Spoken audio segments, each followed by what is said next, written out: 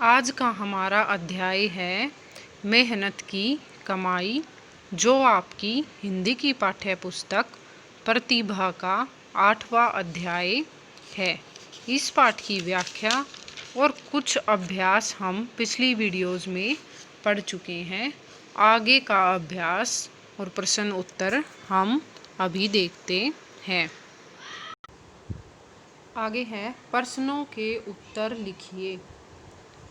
राजा का हार मंगू को कब और कहाँ मिला? तो राजा का हार मंगू को कब मिला था?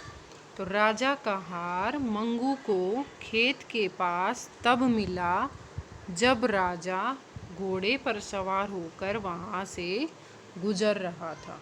ठीक है, जब मंगू अपने खेत में काम कर रहा था और राजा घोड़े पर सवार होकर उसके खेत के पास से गुजरा तो अचानक उसका राजा का हीरो का हार वहाँ गिर गया था। ठीक है, तो इसका उत्तर क्या होगा कि राजा का हार मंगू को खेत के पास तब मिला जब राजा घोड़े पर सवार होकर वहाँ से गुजर रहा था। ठीक है, अगला देखते हैं हम, मंगू महल से क्यों चला गया? ठीक है, जब राजा ने मंगू को महल में रहने के लिए कहा था ना, तो उसके बाद मंगू वहाँ से चला गया था। तो पूछा है कि क्यों चला गया? तो क्यों चला गया? मंगू निठल्ला नहीं बैठना चाहता था। ठीक है, मंगू की आदत क्या थी? मेहनत करने की, काम करने की। और 15 दिन वो महल में बिना कार्य किए ऐसे ही बैठा रहा। तो मंगू निठल्ला नहीं बैठना चाहता था। निठल्ला क्या होता है? जो कोई काम न करे। उसे अपने खेतों में काम करना था, इसलिए वह महल से चला गया। ठीक है, आगे है, राजा ने मंगू को क्या तोहफा दिया? तो राजा ने खुश होकर क्या तोहफा दिया था उसको? तो राजा ने मंगू को अपना कीमती कंगन तोहफे में दिया, या उपहार स्वरूप दिया, या भेंट में दिया। ठीक है, राजा ने मंगू को अपना कीमती कंगन तोहफे में दिया। ठीक है, एक बार फिर से देखते हैं, राजा का हार मंगू को कब और कहाँ मिला? तो राजा का हार मंगू को खेत के पास तब मिला जब राजा घोड़े पर सवार होकर वहाँ से जा रहा था। ठीक है, और मंगू महल से क्यों चला गया था? मंगू महल में निठल्ला बिना काम किए नहीं बैठना चाहता था, नहीं रहना चाहता था, इसलिए अपने खेतों में काम करने के लिए वो वहाँ से चला गया। राजा ने मंगू को क्या तोहफा दिया? तो राजा ने मंगू को अपना कीमती कंगन तोहफे में दिया। ठीक है, आगे है पाठ से आगे, यदि आपको रास्ते में कोई कीमती चीज़ मिल जाए तो आप क्या करेंगे? ठीक है, मान लो आप कहीं से गुजर रहे हो और आपको कोई कीमती चीज़ पड़ी मिल जाए तो आप क्या करोगे? तो हम उस चीज़ को उसके मालिक तक पहुंचाने की पूरी कोशिश करेंगे। ठीक है, वहाँ आसपास खड़े लोगों से पूछेंगे कि आपको पता है ये चीज़ किसकी है। ठीक है, अगर न पता चले तो हम अखबार में भी उसका विज्ञापन दे सकते हैं। ठीक है, तो हम उस चीज़ को उसके मालिक तक पहुंचाने की कोशिश करेंगे। ठीक है, अगला है, राजा का हार पाकर मंगू क्या सोच रहा होगा? जब मंगू को राजा का हार गिरा मिला तो मंगू ने क्या सोचा, ये पूछ रहा है। तो राजा का हार पाकर मंगू सोच रहा था कि राजा अपना कीमती हार खो जाने के कारण दुखी हो रहे होंगे, मुझे जल्दी ही यह हार उनके पास पहुंचाना होगा। ठीक है, मंगू ने क्या सोचा कि यह हार बहुत कीमती है, राजा इसके खो जाने के कारण बहुत दुखी या परेशान हो रहे होंगे, इसलिए मुझे यह हार जल्दी से उनके पास पहुंचाना होगा। ठीक है, किसी की भी कोई कीमती चीज़ खो जाती है तो दुख हम सबको होता है। ठीक है, चाहे वो कोई भी व्यक्ति हो। आगे हम कुछ देखेंगे भाषा ज्ञान। ठीक है, भाषा ज्ञान में क्या क्या देखेंगे? पर्यायवाची शब्द, क्रिया और मुहावरे। ठीक है, दिए गए शब्दों के पर्यायवाची शब्दों में निशान लगाइए। तो पर्यायवाची शब्द क्या होते हैं? जो उसके जैसा ही समान अर्थ प्रकट करे। ठीक है, एक जैसा अर्थ प्रकट करे, उन शब्दों को क्या कहते हैं? पर्यायवाची शब्द कहते हैं। जैसे कि अश्व है, तो अश्व को हम और क्या बोल सकते हैं? घोड़ा, गाय या शेर। तो समान अर्थ किसका है? घोड़ा। तो अश्व का पर्यायवाची क्या होगा? घोड़ा। आगे है कृषक। कृषक किसको कहते हैं? शिक्षक को, किसान को या आदमी को? तो किसको कहते हैं? किसान को। ठीक है, कृषक को क्या कहा जाता है? किसान। इनाम, इनाम को क्या बोलते हैं हम? ईमान, चीज़ या पुरस्कार? तो क्या बोलते हैं इनाम को? पुरस्कार। फिर है तोहफा। तोहफा वस्तु, उपहार या सम्मान। तो तोहफा को उपहार या भेंट भी कहा जाता है। ठीक है, भेंट। तो अश्व का पर्यायवाची क्या होगा? घोड़ा, कृषक का किसान, इनाम का पुरस्कार और तोहफा का उपहार या भेंट। ठीक है, आगे हम देखते हैं नंबर 2 पे। वे शब्द जिनसे किसी काम के करने या होने का पता चले वे क्रिया कहलाते हैं।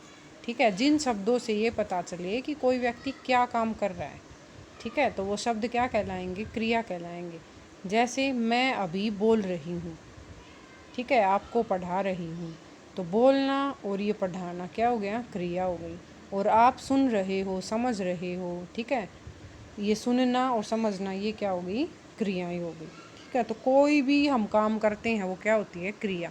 ठीक है, जैसे हम बैठकर पढ़ रहे हैं तो बैठना क्रिया हो गई, पढ़ना क्रिया हो गई। ठीक है, आगे देखते हैं। जैसे राजा भोजन कर रहे हैं, तो करना इसमें क्या हो गई? क्रिया। तो राजा क्या काम कर रहे हैं? भोजन कर रहे हैं, तो करना क्रिया। तो यह रेखांकित शब्द क्या है? क्रिया, कर रहे हैं। आगे है दिए गए वाक्यों में क्रिया शब्दों को रेखांकित कीजिए। कुछ वाक्य दिए गए हैं, इनमें जो क्रिया शब्द है ना उनको रेखांकित करना है। तो मंगू खेत में हल चला रहा है, तो क्या काम हो रहा है यहाँ पर? हल चलाने का काम हो रहा है, तो चला रहा है इसमें क्या है? क्रिया है। राजा खेत के पास से गुजर रहे थे, तो गुजरना क्या हो गया? क्रिया हो गई। मंगू ने जोर जोर से कई बार आवाज़ें लगाई, तो आवाज़ लगाना क्या हो गई? यहाँ पे क्रिया हो गई। ठीक है, आगे है मंगू ने हार उठाया, तो उठाना इसमें क्या हो गई? क्रिया हो गई। अगला है मंगू अपने घर आ गया, तो आना क्या हो गई? क्रिया हो गई। ठीक है, और एक दो उदाहरण और देखते हैं। जैसे राम स्कूल जाता है, तो इसमें जाने का काम हो रहा है ना, तो जाना क्या हो गई? क्रिया हो गई। बच्चा सोता है, तो क्या काम कर रहा है? सोने का काम कर रहा है, तो इसलिए सोता है इसमें क्या हो गई? क्रिया हो गई। ठीक है, जैसे राम पढ़ रहा है, तो पढ़ना इसमें क्या हो गई? क्रिया हो गई। ठीक है, आगे देखते हैं हम। कोष्ठक में दिए गए क्रिया शब्दों के सही रूप से वाक्य पूरे कीजिए। कोष्ठक क्या होते हैं? जो ये लगा रखे हैं, ठीक है, विराम चिन्ह में भी पढ़े होंगे। आगे हैं घोड़े से कोई चमकती चीज़ नीचे, कोष्ठक में क्या दे रखा है? गिरना। ठीक है, तो घोड़े से कोई चमकती चीज़ नीचे गिरना, ये शुद्ध वाक्य नहीं हुआ ना, तो इसका हमें गिरना जो क्रिया है इसका सही रूप लगाना है। तो गिर गई, घोड़े से कोई चमकती चीज़ नीचे गिर गई। आगे है मंगू ने हार को पेड़ की टहनी पर लटकाना, लटकाना क्रिया है, तो सही रूप क्या होगा? लटका दिया। ठीक है, आगे है मंगू से द्वारपाल ने बड़ी हैरानी से पूछना, पूछना नहीं, क्या आएगा यहाँ पे? पूछा। ठीक है, किसान ने सारी बातें राजा को बताई, बताना की क्रिया क्या लगेगी यहाँ? बताई। मंगू महल में वापस न लौटा, ठीक है, वापस नहीं आया। एक बार फिर से देख लेते हैं। घोड़े से कोई चमकती चीज़ नीचे गिर गई, मंगू ने हार को पेड़ की टहनी पर लटका दिया, मंगू से द्वारपाल ने बड़ी हैरानी से पूछा, किसान ने सारी बातें राजा को बताई, मंगू महल में वापस न लौटा। ठीक है, आगे है पाठ में प्रयुक्त मुहावरे दिल टूटना। ठीक है, जब मंगू राजा ने कहा कि अगर तुम ये तोहफा नहीं लोगे तो मेरा दिल टूट जाएगा। तो दिल टूटना क्या है यहाँ पर? मुहावरा। तो इसका अर्थ लिखकर वाक्य में प्रयोग करना है। तो अर्थ क्या होता है? दिल टूटना, दुखी होना। ठीक है, या अच्छा न लगना। वाक्य प्रयोग, परीक्षा में अच्छे अंक न मिलने के कारण श्याम का दिल टूट गया। ठीक है, दिल टूटना का अर्थ क्या होता है? दुखी होना या अच्छा न लगना। तो परीक्षा में अच्छे अंक न मिलने के कारण श्याम का दिल टूट गया। और एक बात का ध्यान क्या रखना है यहाँ पे, जब हम इसको वाक्य में प्रयोग करते हैं तो हमें इस मुहावरे का प्रयोग करना है, ना कि अर्थ का। जैसे दिल टूटना मुहावरा है तो यहाँ हमने दिल टूट गया ऐसे ही मुहावरे का ही प्रयोग किया है। ठीक है, आगे हम देखते हैं, आगे हम कुछ मौखिक प्रश्न देखते हैं। ठीक है, मौखिक क्या होता है? जो मुंह से बोलकर बताया जाए। मौखिक शब्द का अर्थ क्या होता है? मुंह से बोलकर बताया जाए। और इसका विपरीत क्या होता है? लिखित। लिखित का मतलब क्या होता है? जो लिख कर बताया जाए। और मौखिक और लिखित ये दोनों क्या हैं? भाषा के दो रूप हैं। ठीक है, भाषा के दो रूप कौन कौन से? मौखिक और दूसरा है लिखित। ठीक है, अब हम देखते हैं, सोचिए और बताइए। हमने जो पाठ पढ़ा है उसके आधार पर हमें सोचना है और इन प्रश्नों का उत्तर देना है। मंगू कैसा आदमी था? ठीक है, तो कैसा आदमी था हमने पाठ पढ़ा है। तो मंगू ईमानदार और मेहनती आदमी था। ठीक है, ईमानदार कैसे था? उसने राजा का हीरो का हार वापस दे दिया। और मेहनती, जब राजा ने उसको महल में रुकने के लिए कहा तो वह वहाँ पर निठल्ला नहीं रुका। तो मंगू ईमानदार और मेहनती व्यक्ति था। अगला है, राजा ने मंगू को अपने महल में क्यों रखा? ठीक है, तो राजा ने मंगू को अपने महल में इसलिए रखा क्योंकि मंगू बहुत ईमानदार व्यक्ति था। और राजा को अपना राज्य चलाने के लिए ईमानदार व्यक्तियों की ही ज़रूरत पड़ती है। ठीक है, जो राजा के हित में काम करे। हित क्या होता है? भलाई। हित क्या होता है? भलाई। ठीक है, अगला है, असली सुख का एहसास कब होता है? असली सुख का एहसास कब होता है? जब हम मेहनत करते हैं और मेहनत के द्वारा कमाए गए पैसों से अपना जीवन निर्वाह करते हैं। जीवन निर्वाह करना मतलब अपना गुजारा करना, अपनी जीविका चलाना।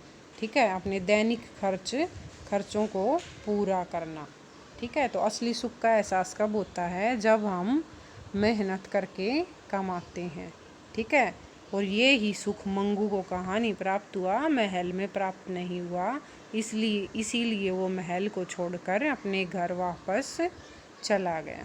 ठीक है, आज का हमारा अध्याय यहाँ ख़त्म होता है। वीडियो अच्छी लगे तो लाइक और शेयर करें, चैनल को सब्सक्राइब करें।